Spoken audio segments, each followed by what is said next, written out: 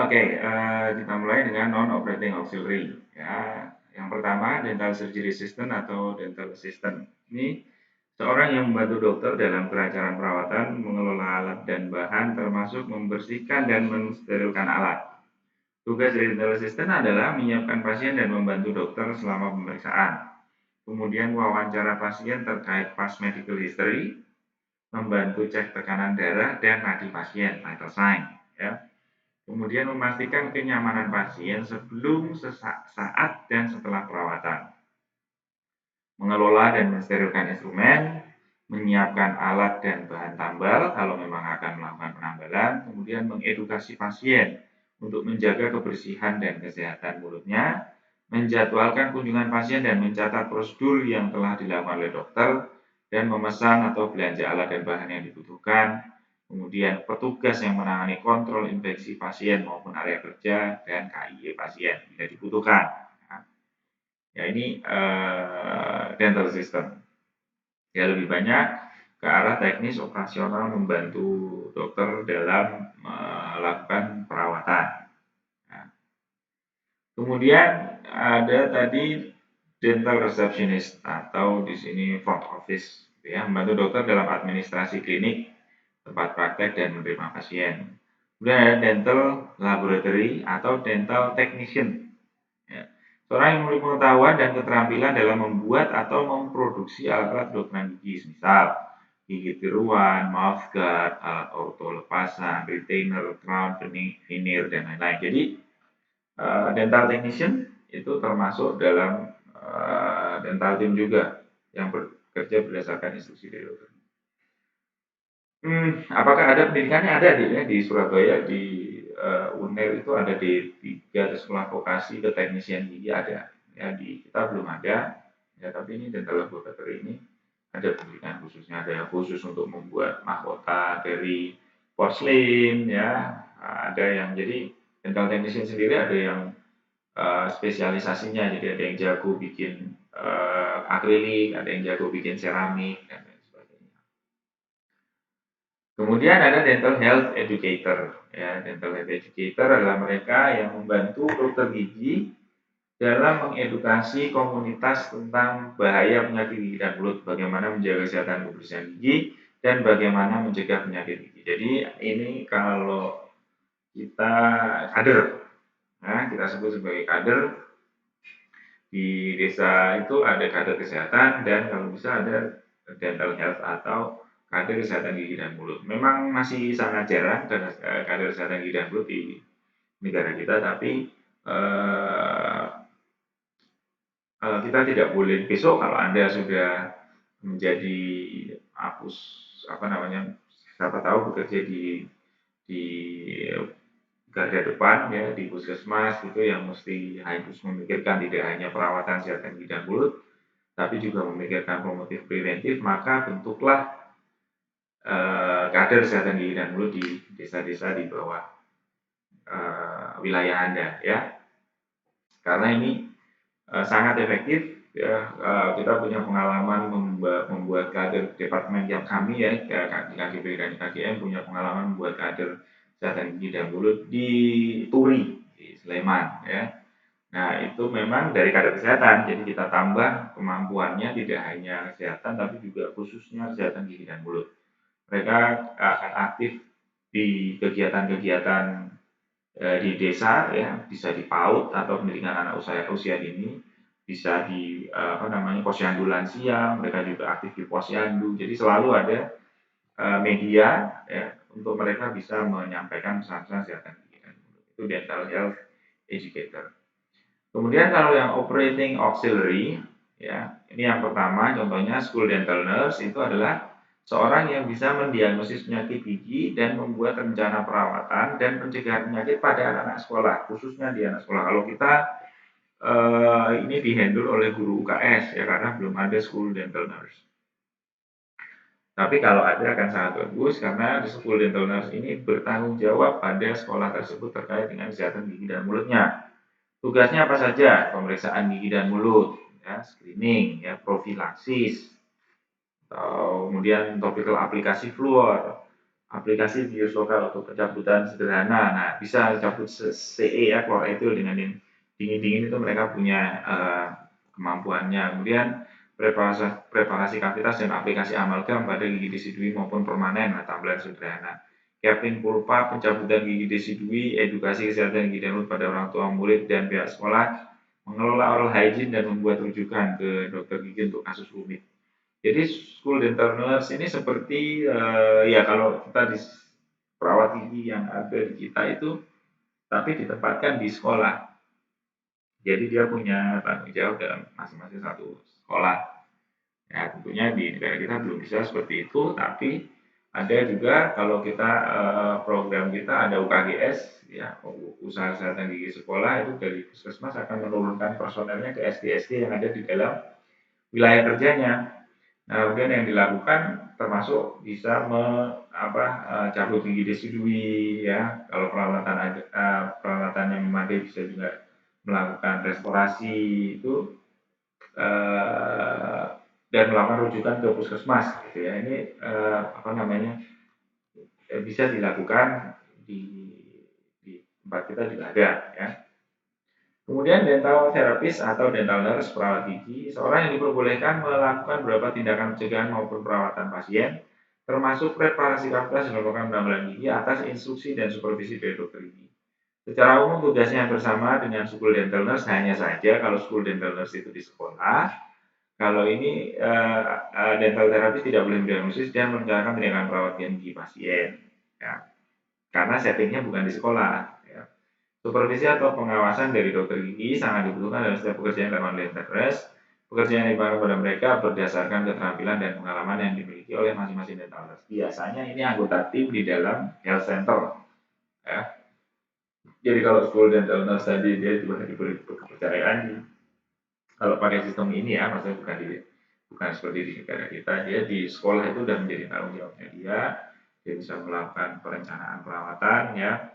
Sedangkan kalau dental therapist atau dental nurse ini bekerja betul-betul atas supervisi dan instruksi dari dokter gigi. Ya. Jadi dia punya kemampuan tapi dia tidak boleh ini tadi mendiagnosis, kemudian perencanaan perawatan enggak, tapi dia hanya menjalankan apa yang jadi instruksi dari dokter gigi. Tugas limpahnya apa? Yaitu dental therapist atau dental nurse. Kemampuannya hampir-hampir sama.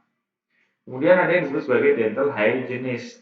Ini seseorang yang telah menyelesaikan pendidikan sebagai dental hygienist dan telah terdaftar secara legal ya, register sebagai tenaga kesehatan untuk melakukan upaya pencegahan di bawah pengawasan. Khusus nih, hygienist itu upaya pencegahan. Kalau terapis tadi masih ada kuratifnya, tapi kalau hygienist itu betul-betul titik fokusnya ada di pencegahan, ya, promotif dan preventif. Tapi dia adalah tenaga kesehatan ya dan terdaftar secara legal atau terregistrasi. Nah ini kalau kita bicara tentang program studi higiene gigi yang ada di kita di UGM ini memang masih belum mendapatkan pengakuan dari Kementerian Kesehatan bahwa dental hygienist yang kita produksi itu adalah tenaga kesehatan yang bisa diregistrasi sebagai tenaga kesehatan karena memang di dalam undang-undang kita belum menyebutkan ada tenaga kesehatan yang namanya dental hygienist. Maka itu perjuangannya masih cukup panjang untuk maksudnya tenaga kesehatan yang ber berkontak dengan pasien ya. Tapi kalau tenaga kesehatan secara yang non operating dental hygienist maka tidak ada masalah sama sekali ya. Tapi ini kita membicarakan di sini ya kalau sampai dia harus berkontak dengan pasien kan operating. Nah tugasnya dental hygienist? Konseling dan edukasi tentang kesehatan dan kebersihan gigi, kontrol plak dan nutrisi. Ya ini edukasi yang utamanya dia konseling dan edukasi tentang kesehatan gigi. Kemudian screening pasien, pas dental history, pas medical history, cek tanda vital dia harus bisa ya yang dilakukan. Dan scaling dan planning, nah ini masuk ke dalam wilayahnya dental hygienist karena ini adalah scaling dan root planning adalah maintenance ya good oral health. Melakukan bios lokal, nah, kalau terpaksa harus melakukan bios lokal. Kemudian membantu dalam upaya pencegahan dan perawatan penyakit gigi, memilih aplikasi fluor yang tepat ya, karena ini elemen pencegahan ya. Mengambil foto ronsen, kemudian mencetak gigi pasien untuk keperluan perawatan, mengaplikasikan periodontal pack. Periodontal pack itu material yang digunakan untuk melindungi jaringan periodontal atau limfa yang baru di gingivektomi atau baru selesai di flap dan lain sebagainya, itu bisa untuk melekatkan ya, periodontal pack dan aplikasi sealant dan fluoride. Nah, ini aplikasi-aplikasi untuk pencegahan ya, dental hygienist itu bisa melakukan. Jadi visual sealant, topical aplikasi fluoride, ya, screening varnish ya itu. Nah, kemudian supervisi tim di dalam sebuah tim, dokter gigi lebih berperan sebagai supervisi bagi anggota tim yang lain. Dokter gigi sebisa mungkin bertugas mengkoordinasikan tim dan memberikan pelayanan yang komprehensif. Jadi dirijennya adalah dokter gigi, ya, terkait dengan segala macam tindakan klinik atau tindakan kedokteran gigi itu dirijennya adalah dokter gigi mengkoordinasikan dan dokter gigi harus fokus memberikan pelayanan pada pasien. Nah, ini jenis supervisi ada personal, ada direct, ada indirect, ada general supervision dan public health supervision. Nah, untuk personal supervision, dokter gigi melakukan perawatan langsung ya kepada pasien dengan dibantu oleh anggota dari dental auxiliary untuk pelayanan pendukung. Jadi ini kalau seperti biasa dokter gigi melakukan sendiri itu personal.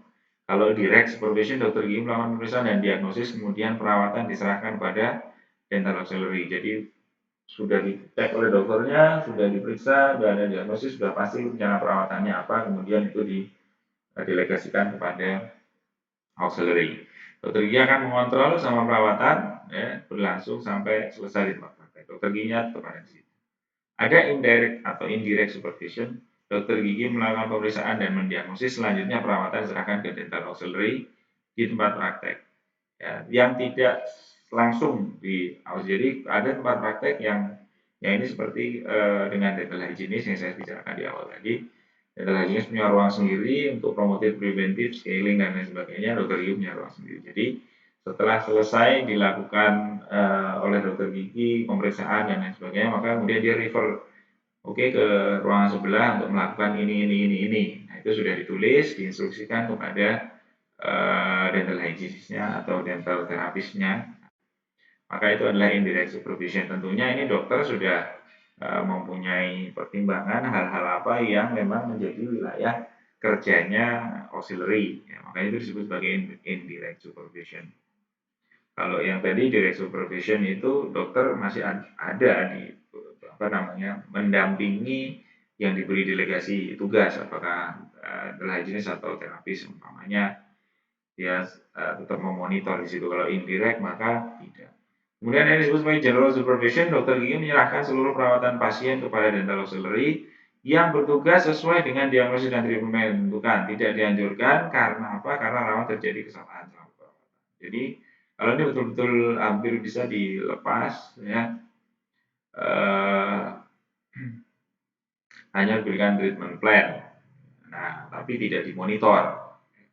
Kemudian ada public health supervision, dokter gigi yang ditunjuk oleh suatu daerah untuk mengawasi seorang dental hygienist dalam melakukan program sesuai dengan kebijakan dan aturan daerah tersebut. Nah, ini kalau ini seperti puskesmas, jadi dokter gigi di BPG atau Balai Pengobatan Gigi mempunyai tanggung jawab pada perawat-perawat giginya atau dental terapisnya atau hygienisnya yang melakukan pelayanan kesehatan gigi masyarakat atau melakukan edukasi ke masyarakat, melakukan screening dan lain sebagainya. Ya, yang itu adalah bersifat bukan individual tapi masyarakat. Nah, itu public health supervision. Nah, kemudian berikutnya ada yang kita kenal sebagai forehead dentistry. Ini hanya review garis besar saja. Nanti mungkin kalian juga sudah dapat di kuliah yang lain bagaimana dokter gigi itu disarankan minimal forehead dentistry. Konsep yang terdiri dari orang-orang dengan keahlian tertentu yang bekerja bersama dengan memperhatikan aspek ekonomi untuk meningkatkan produktivitas tim dan kualitas perawatan yang diberikan berdasarkan kenyamanan dalam bekerja. Jadi supaya efektif, pekerjaan efektif, kemudian mengurangi kelelahan ya dan tekanan stres dari perawatan di dokter gigi, karena terus terang deh ya, kalau kita bekerja sendiri ya tanpa asisten, saya sendiri kalau merasakan kerja sendiri itu akan sangat berat ya, sangat tegang karena eh, perawatan kesehatan gigi itu kan sifatnya aktif, beda dengan dokter umum ya, karena dokter umum tidak banyak melakukan tindakan ya, tindakan intervensinya ini dokter umum ya lebih banyak dilakukan oleh perawat, dan dokter umum lebih menggunakan logika bagaimana pengobatan dan lain sebagainya, logika farmasi dan lain sebagainya ya. Tapi kalau dokter gigi itu action, jadi kita memang melakukan perawatan. Nah di situ kalau dalam melakukan perawatan di dalam rongga mulut itu banyak sekali ininya, banyak sekali gangguan. Kita tidak boleh, kita harus mengisolasi saliva ya, harus menjaga pasien tetap buka mulut dengan bukaan yang sesuai dengan pekerjaan kita ya. Kemudian nanti apa namanya pergantian instrumen dan lain sebagainya itu kalau melakukan sendiri betul-betul berat ya. Jadi foreign dentistry ini sangat baik untuk kenyamanan dalam bekerja, dan ergonomis ini sangat apa namanya mempengaruhi berbagai hal termasuk kesehatan fisik dari maupun mental dari seorang dokter. Nah ini ada Dental Assistant by CGA tahun 2006, peran-peran kalau dia adalah register. Jadi di Amerika Serikat untuk asisten ada khusus untuk ortho, ada khusus untuk surgery, ada khusus untuk restoratif ya. Di mana mereka sudah mempunyai peran-peran yang sesuai, yang detail sesuai dengan perannya. Apa namanya sudah ada job desk-nya yang jelas. Di Indonesia sendiri untuk pendidikan JKG atau jurusan kedokteran gigi dari D3 yang dilakukan oleh Kementerian Kesehatan itu memang ada beberapa yang bukan spesialisasi sih, tapi banyak mata kuliahnya itu yang berfokus pada untuk menjadi asisten bedah mulut, ada yang berfokus pada untuk menjadi asisten orto ya. Nah itu memang ada konsentrasi-konsentrasi itu, walaupun kemudian tidak ada penyebutan bahwa ini adalah terapis spesialis orto atau asisten spesialis, tidak ada, tetap aja namanya adalah perawat gigi atau sekarang dental terapis, walaupun mungkin porsi kurikulumnya di masing-masing JKG itu ada perbedaan, tapi kalau di USA sana memang ada pengkhususan. Nah, untuk foreign dentistry ini tadi ya kita hanya sekilas saja, ada posisi dokter, ada posisi asisten ya. Kemudian bagaimana posisi transfer alat, ya, bagaimana posisi eh, apa namanya menurut jam, posisi operator di mana, posisi asisten di mana, itu nanti ada atau mungkin kalian juga sudah di kuliah yang lain yang dibilangkan. Ya, sehingga kesimpulannya adalah efektif dental team merupakan gabungan dari dokter gigi, dental hygienist, dental assistant, atau dental nurse, ya, atau dental therapist, manajer, dan pasien itu sendiri. Adanya pembagian tugas dalam merawat pasien dapat meningkatkan produktivitas, kualitas, dan efektivitas pelayanan atau perawatan. Pasien juga harus terlibat dalam perawatan dental agar tercipta perawatan yang sesuai. Nah, ini, jadi pasien sendiri itu punya peran yang cukup besar untuk suksesnya tindakan kedokteran gigi. Karena apa? Kerjasama pasien sangat diperlukan. Mulai dari bagaimana pasien itu bisa menginformasikan keluhannya dengan baik ya, supaya dokter gigi bisa mengetahui permasalahan sebenarnya sehingga intervensinya bisa cepat. Sampai bagaimana pasien itu bisa kooperatif untuk memudahkan perawatan yang dilakukan oleh dokter gigi sehingga pasien masuk di dalam dental. Ya, apabila pembagian tugas ini tadi sudah cukup eh, jelas antar apa namanya tim yang ada di dalam dental team itu atau personel yang ada di dental team, maka eh, masing-masing stakeholders ini akan bisa berpikir atau bisa meningkatkan apa yang menjadi tanggung jawabnya, karena dia punya beban kerja yang tidak terlalu berat dan bahkan bisa memikirkan hal-hal yang beyond yang biasanya dia lakukan, beyond yang biasanya lebih dari yang biasa dilakukan, sehingga Seperti tadi dokter gigi mungkin bisa ada waktu untuk lebih memikirkan tentang bagaimana tindakan promotif dan preventif. Dan ini penting nih karena di era sekarang, di era jaminan kesehatan nasional BPJS Kesehatan, itu dokter gigi kalau di awal tadi saya sudah menceritakan ada kemungkinan apa namanya dalam tanda kutip munafik ya karena kita selalu mengharapkan orang sakit, maka dalam sistem jaminan kesehatan nasional sekarang dokter gigi di layanan primer itu tidak ada lagi yang berharap malam ini ada orang sakit gigi yang datang ke praktekan saya. Kenapa? Karena kalau saya dibayar dengan kapitasi atau nilai tertentu lah dalam satu bulan saya dikasih 2 jutaan, 10 taruhlah dalam satu bulan saya dibayar oleh BPJS 10 juta rupiah, tapi saya harus menjamin atau menanggung perawatan kesehatan gigi kedokteran gigi primernya saya dikasih 1.000 orang ya atau 10.000 orang. Nah, tentunya saya tidak mungkin dong saya berharap ya Allah mudah-mudahan hari ini peserta saya ada yang datang atau tamuan saya ada yang datang. Karena kalau itu datang, saya melakukan pekerjaan berarti itu mengurangi jatah saya tadi kan. Maka yang saya akan doakan adalah ya Allah mudah-mudahan semua yang menjadi tanggungan saya tadi 1.000 atau 10.000 orang itu baik-baik semua kondisinya. Giginya baik, tidak ada keluhan. Karena dengan begitu tadi uang 10 juta atau berapa itu bisa utuh saya pegang tanpa saya harus ada pengeluaran beli bahan, beli alat gitu. Ya, jadi mindsetnya dirubah. Nah, tentunya tidak hanya dirubah menjadi berharap tidak ada yang sakit dan lain sebagainya, tapi itu dipush supaya dokter gigi itu lebih berpikir tentang promotif dan preventif sehingga tidak sampai melakukan tindakan perawatan atau kuratif tapi menjaga jangan sampai ada yang sakit. Dengan demikian maka penghasilan dokter gigi itu akan stabil dan baik apabila menjadi provider BPJS. Nah, oleh karena itu memang butuh tim ya. Karena itu tadi nanti ada pembagian tugas, siapa yang bagian promotif preventif memikirkan bagaimana melakukan edukasi dan lain sebagainya.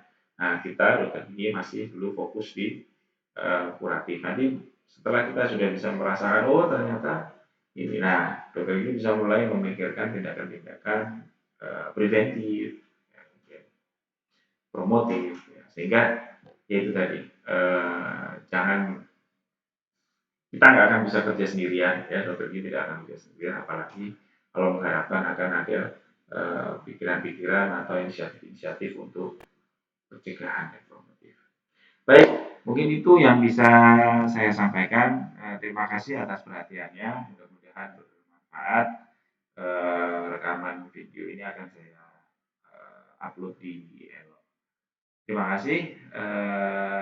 Selamat pagi, siang, sore, atau malam. Assalamualaikum warahmatullahi wabarakatuh.